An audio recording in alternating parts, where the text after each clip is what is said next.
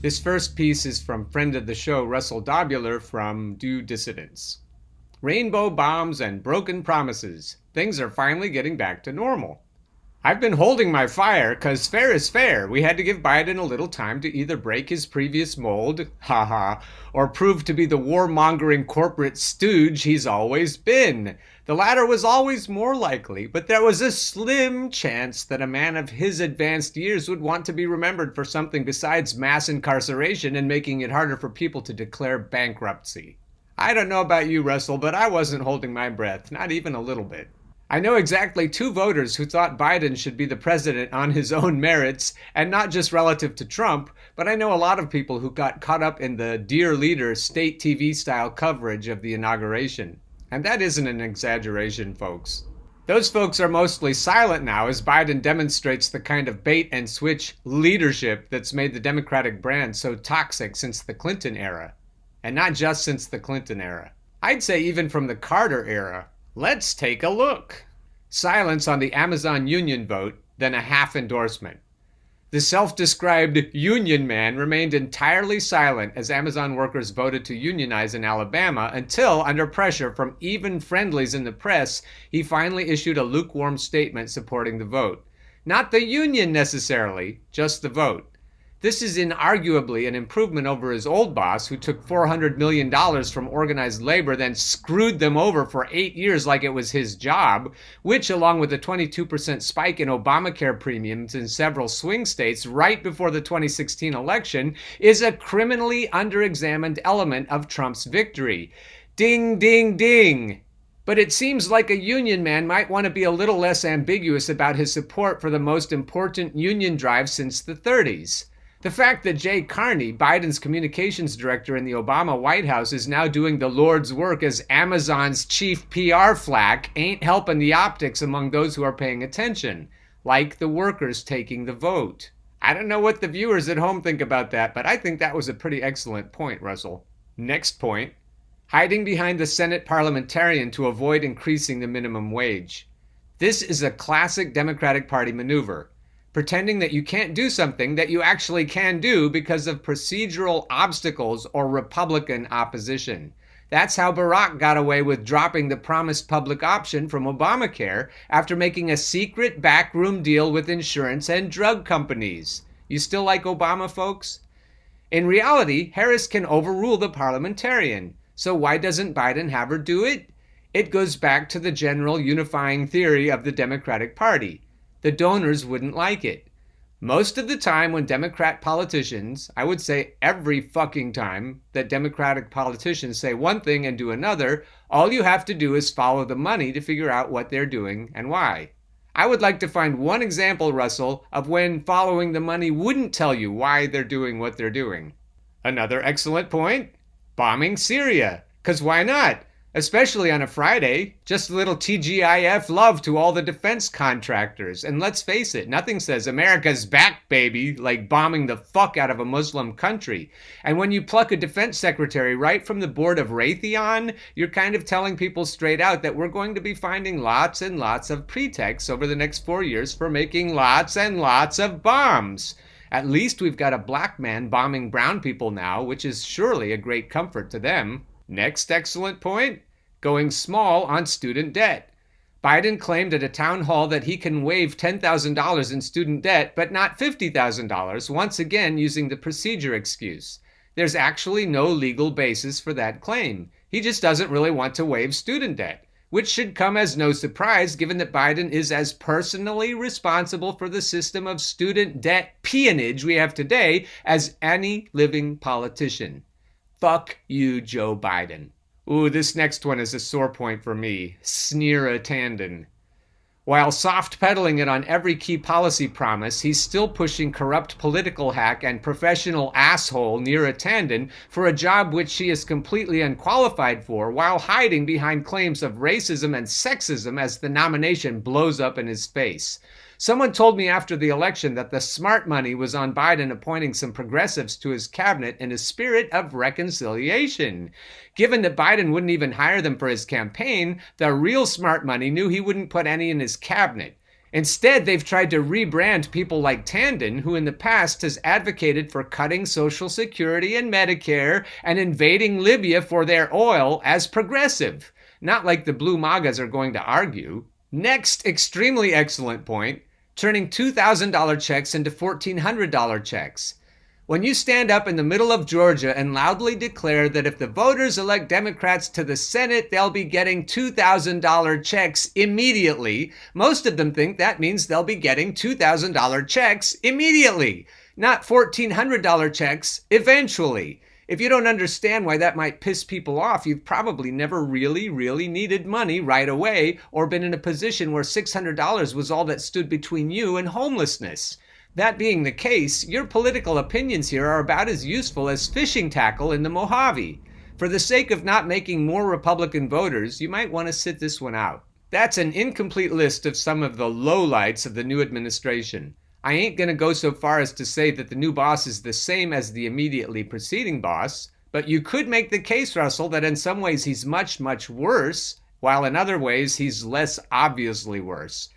But the new old boss is definitely shaping up to be the same as all the Democratic bosses we've had from Clinton on down, which is disappointing, but shouldn't come as a surprise to anyone who looked into Biden's record before they voted for him. Yes, a group that presumably excludes most of the people who did so in the primaries. The difference for Biden from the most recent Democratic presidents is that he has assumed power in a much poorer, sicker, and more desperate America with an organized left that's paying attention. Sure, the suburban base would watch Biden take a shit on the desk in the Oval Office and call it ice cream, but the number of people who are that mindless has dwindled in direct proportion to the share of national wealth that ends up in the hands of the citizenry. Let me say that again for Russell. But the number of people who are that mindless has dwindled in direct proportion to the share of national wealth that ends up in the hands of the citizenry. That is the biggest point of all. That's the thing about crooks. They never know when to leave well enough alone. They always have to push it until they break it. America has been driven to a breaking point by its oligarchs and a corrupt political system whose primary purpose is to serve their interests. And Biden is the last person to summon the imagination or political will to either understand what America finally snapping is going to look like or do what would need to be done to prevent that from happening. Besides that, unlike Slick Willie and Barack, Biden is a congenital moron with the speaking skills of an angry drunk 2 steps into the program.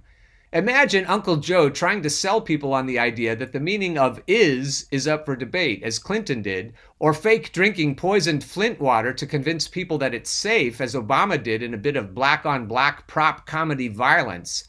While the press has been applying the same kind of obscurantism that critics deploy to convince us that crappy modern art isn't crappy to Biden's god-awful speeches and town hall appearances, there's only so much they can do to cover for a man so intrinsically dumb that he had to drop out of his first run for the presidency after getting caught plagiarizing a speech without even bothering to change its biographical details. Given that he wasn't the sharpest knife in the drawer in his prime, putting a sundowning Biden in charge of a crumbling America was always bound to look something like this. Cabinet appointments that often feel like they were produced in a process that involves shaking up 2 paper bags with one labeled donors we have to phthalate and another labeled members of an identity group, then affixing the results to a corkboard, identity politics deflections from all questions about or criticisms of said appointments, the real purpose of the aforementioned corkboard selection process, bullshitting about what he can do and can't do without Bill and Barack's ability to really convince anybody, picking the kinds of pointless fights that angry drunks pick, like the one currently unfolding over Tandon. And we haven't even crossed the 100-day mark yet, after which things always get a lot harder, even for a president who didn't Forrest Gump his way into the job. We're rushing... Good grief. You are so good, Russell. We're rushing quickly towards the day when the North Korea-style press coverage can no longer credibly paper over Biden's deep flaws and personal defects, which is why reports of the demise of the Republican Party should be regarded as greatly premature. We discuss these topics and more on episode 208 of the Do Dissidents podcast. Listen to our full conversation by clicking the player below. And I urge you, dear viewers and listeners, to subscribe to the Do Dissidents podcast on Apple, Stitcher, Spotify, Castbox, Google Podcasts, or any major podcast player. And while you're there, you can also subscribe to Revolution or Bust, which is my podcast version of this show. Now we turn to Lauren Elizabeth, one of my favorite authors on Medium. She used to put her last name, but now she's stopped, so I'm not going to read her last name either. Senate Democrats just killed the $15 minimum wage. Corporate Democrats, and there are no other kind, they're either corporate out where you can see them or corporate stealthy, continue to prove they can't even be trusted with the bare minimum. After weeks of negotiations on Joe Biden's $1.9 trillion COVID-19 relief bill, not one or two, but 8 Senate Democrats have officially voted to kill Bernie Sanders' amendment to include the $15 minimum wage. And frankly, folks, Bernie wouldn't have it any other way.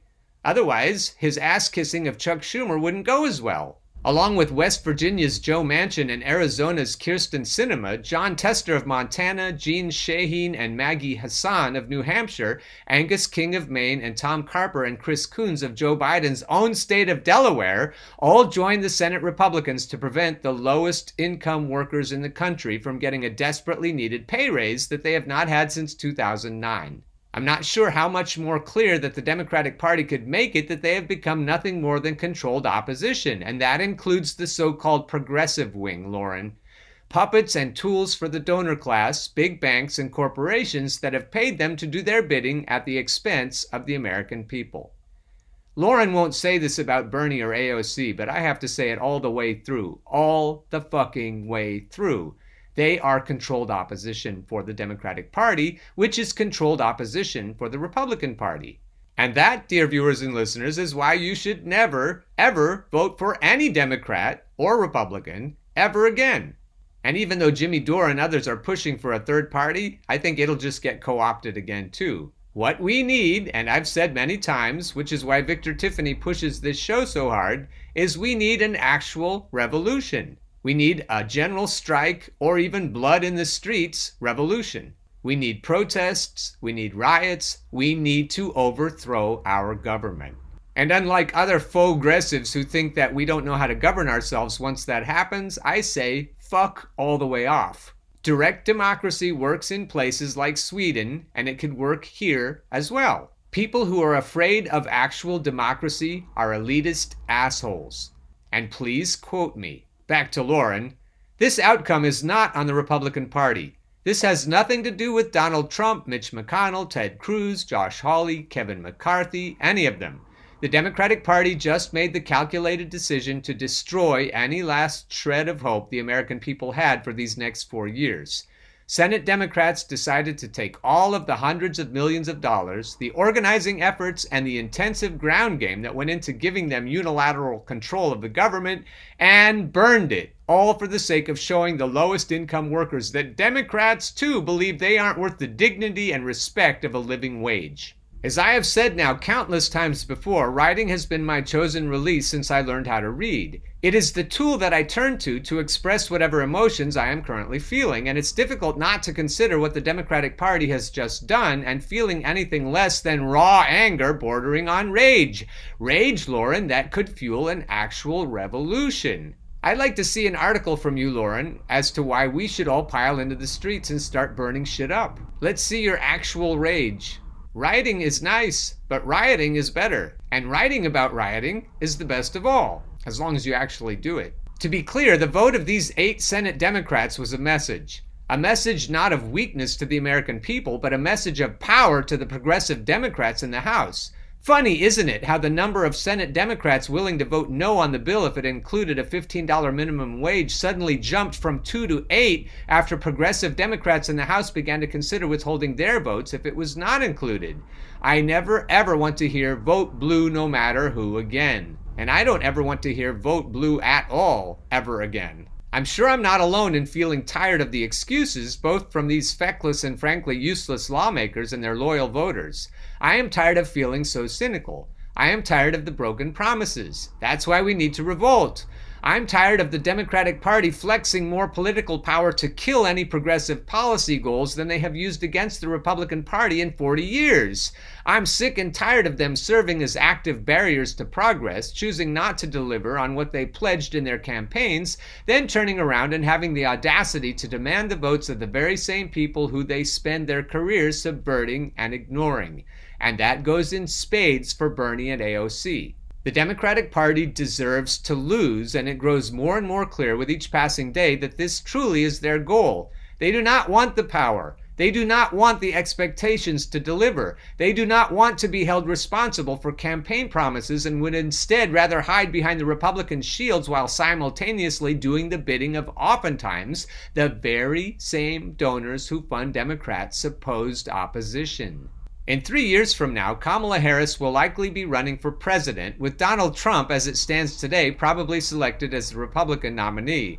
I'm not holding my breath for Donald Trump to come back. Kamala Harris, I'm sure, is going to be standing on a campaign or debate stage, still trying to convince the American people that she wanted that $15 minimum wage.